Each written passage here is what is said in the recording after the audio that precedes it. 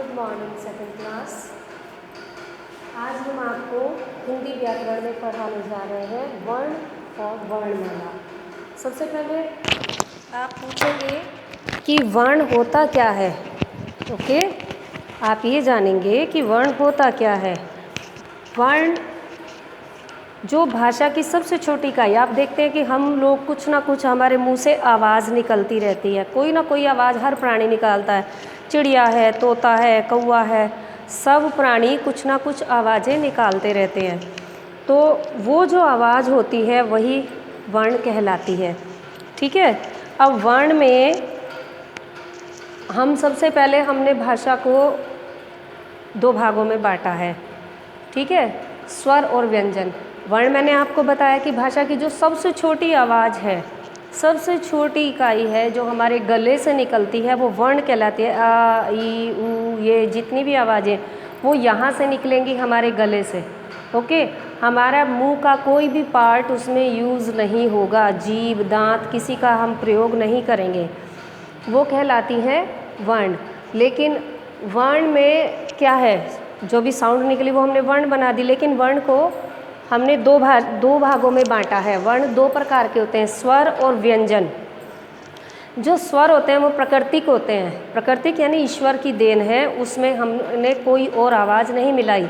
जैसे अभी बताया था ए, आ, ई, ऊ, ए, ऐ, ओ, औ, ये सारे जो स्वर हैं हमारे गले से निकल रहे हैं। और आप ये भी देखेंगे कि इनको बोलते समय हमारे मुंह का कोई भी अन्य पार्ट यूज़ नहीं हो रहा है। हमारी जीभ नहीं हिल रही है, दांत नहीं हिल रहे हैं, केवल गले से साउंड आ रही है। मुंह की शेप तो बदल जाती है, होठों की शेप बदल जाती है, लेकिन हमारे जीभ वगैरह का कोई प्रयोग नहीं होता है। तो वर्ण कितने प्रकार के हुए?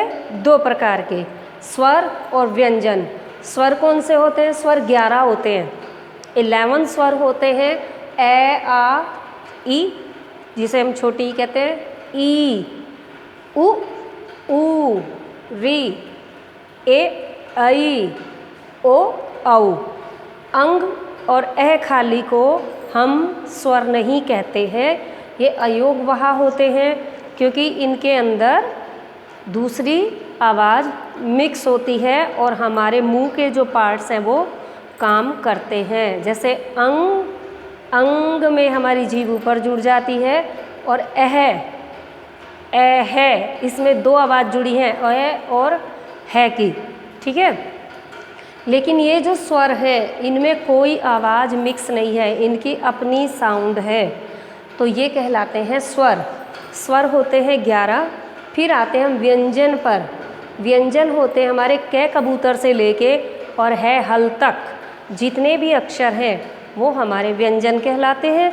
व्यंजन 33 होते हैं, 33 होते हैं। कै कबूतर से लेके है हल तक के जितने भी अक्षर हैं, जितने भी वर्ण हैं, वो व्यंजन कहलाएंगे। ये व्यंजन नहीं कहलाएंगे, और ना ही आपका क्षय, क्षत्रिय, ज्ञ, ज्ञानी, ये भी व्यंजन नहीं कहलाएंगे। इनको व्यंजन तो कहेंगे, लेकिन इनके नाम के साथ एक शब्द और जुड़ जाएगा, वो मैं आपको बताऊंगी आगे। अब आप इतना समझे कि स्वर 11 हैं, व्यंजन 33 हैं। अब व्यंजन अलग क्यों माने जाते हैं? क्योंकि जो मैंने अभी आपको बताया कि स्वर को बोलते समय किसी भी मुंह के भाग को हम इस्तेमाल नहीं करते, मुंह का, हमारे माउथ के अंदर का कोई भी पार्ट यूज़ नहीं होता। लेकिन व्यंजनों को हम अकेले नहीं बोल सकते हैं। व्यंजनों को बोलने के लिए हमें स्वरों की सहायता लेनी होती है। जैसे कै, खे, गे, चे, टे, ले, पे, है ना। जो भी हम साउंड निकाल रहे हैं तो हमारे मुंह के जो अंदर पार्ट्स हैं या लिप्स हैं ये यूज़ हो रहे हैं, ये मिलते हैं। जीभ ऊपर नीचे लगती है या दांतों में टच होती है, मुड़ती है, तब जाके हम व्यंजनों को बोल पाते हैं। अगर हम केवल कै को बोलना चाहें तो बिना स्वरों के हम नहीं बोल सकते। ये दोनों में अंतर है कि स्वर हम बोल सकते हैं, स्वतंत्र हैं स्वर, किसी भी दूसरी आवाज़ की उन्हें ज़रूरत नहीं है। लेकिन व्यंजन क्या होते हैं? व्यंजनों को बोलने के लिए स्वरों की मदद लेनी होती है। बिना स्वरों की मदद के हम व्यंजनों का उच्चारण नहीं कर सकते, कुछ भी हो जाए। जिन बच्चों की जीभ नहीं उठती, आपने देखा वो बोल ही नहीं पाते हैं। जो गूंगे लोग होते हैं वो क्या करते हैं, केवल ए आ ए ऐसे करके बोलते हैं। वो अगर उनकी जीभ उठे और वो कैखे गैगे बोलने लगे तो नेचुरल सी बात है, वो उन्हें बोलना भी आ जाएगा, क्योंकि उनकी जीभ उनको सपोर्ट नहीं करती है। इसलिए वो वाले जो व्यंजन हैं जिनमें व्यंजनों को जिनमें स्वरों की मदद की आवश्यकता होती है वो बोल नहीं पाते हैं। तो दोनों में डिफरेंस पता चला, स्वर स्वतंत्र है, इनको बोलने के लिए किसी और आवाज़ की आवश्यकता नहीं। व्यंजन 33 होते हैं लेकिन इनको हम बिना स्वरों की मदद के नहीं बोल सकते, कितनी भी आप कोशिश करें नहीं बोल पाएंगे। फिर आते हैं हमारे संयुक्त व्यंजन। संयुक्त व्यंजन में आता है क्षय क्षत्रिय, क्षय क्षत्रिय, कै और क्षय। कै और क्षय दोनों की आवाज़ मिलती है, दोनों को अगर हम आधा आधा मिला के बोलेंगे तो उसको बोला जाएगा क्षय। तय और रे, आधा तय और रे, ये हलंत है, नीचे जो चिन्ह लगा है इसको हलंत बोलते हैं। इसका मतलब है कि ये केवल व्यंजन है, इसमें स्वर नहीं मिला हुआ है। इसके साथ हमने दूसरे व्यंजन को मिला दिया है, तय और रे, ये मिलके क्या बना, त्रय। जय और ये, इसको आप अणे खाली बोलते हो, ये अणे खाली नहीं होता, इसको ये बोलते हैं, ये की आवाज़ होती है। आधा जय और ये, जय और ये मिलके बनता है जय। संस्कृत में इसको जय बोला जाता है, लेकिन बच्चे कंफ्यूज हो जाएंगे जय और ये की साउंड में, इसलिए इसको हिंदी भाषा में गे बोल देते हैं, गे। ठीक है, अगर संस्कृत पढ़ेंगे तो इसको जय बोला जाता है। हम बोलते हैं ना यज्ञ, यज्ञ हो रहा है, वो यज्ञ नहीं, अगर हम उसे बोले तो यज्ञ होता है, यज्ञ। ठीक है, ज और य मिल के बनता है यज्ञ। ओके, उसके बाद आता है क्षय और रे। क्षय शलजम आधा और रे की साउंड मिलके बनता है श्रेय। ठीक, स्वर और व्यंजन में आपको अंतर पता चला। इनके बिना हम किसी भी शब्द का उच्चारण नहीं कर सकते। इन स्वर और व्यंजनों को मिलाने से ही शब्द बनते हैं। स्वर स्वतंत्र होते हैं, इनकी मात्रा 11 होती है, ऐसे लेके औ तक केवल स्वर होते हैं। इनको अयोगवाह कहते हैं क्योंकि इनमें 2 साउंड मिली होती हैं, स्वर भी और व्यंजन भी। अंग, अंग और गे की साउंड आ रही है, एह, ए और है की स्वर तो है इसमें लेकिन स्वतंत्र नहीं है, 2 साउंड है, इसलिए इन्हें स्वरों से अलग कर दिया गया, इनको अयोगवाह कहा गया। संयुक्त व्यंजन में कैसे है तक के जो स्वर हैं वो व्यंजन कहलाएंगे, और ये जो बाकी के हैं कैसे है तक के हमारे व्यंजन हैं, और जो 2-2 व्यंजन हमारे मिक्स हैं जिनमें 2 व्यंजनों की आवाज़ मिली हुई है वो हमारे संयुक्त व्यंजन कहलाते हैं।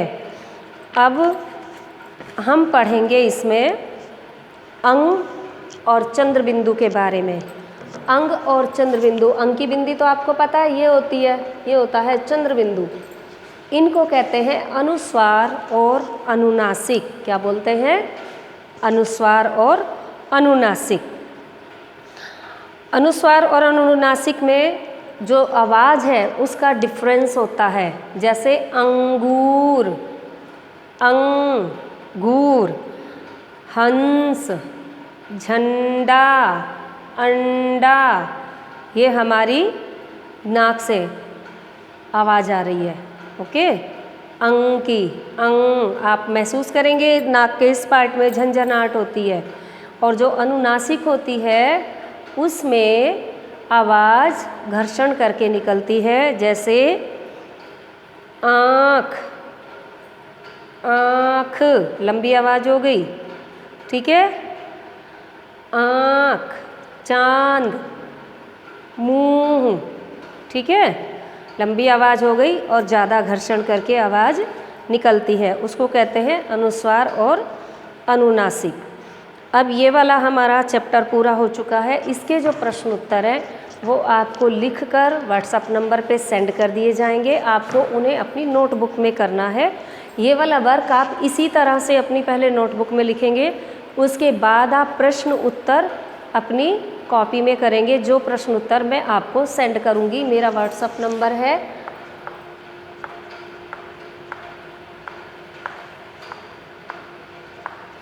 इस व्हाट्सएप नंबर पर अगर आपको कोई भी इन्फॉर्मेशन चाहिए, कोई भी जानकारी चाहिए, तो वो आप मुझसे ले सकते हैं। Thank you.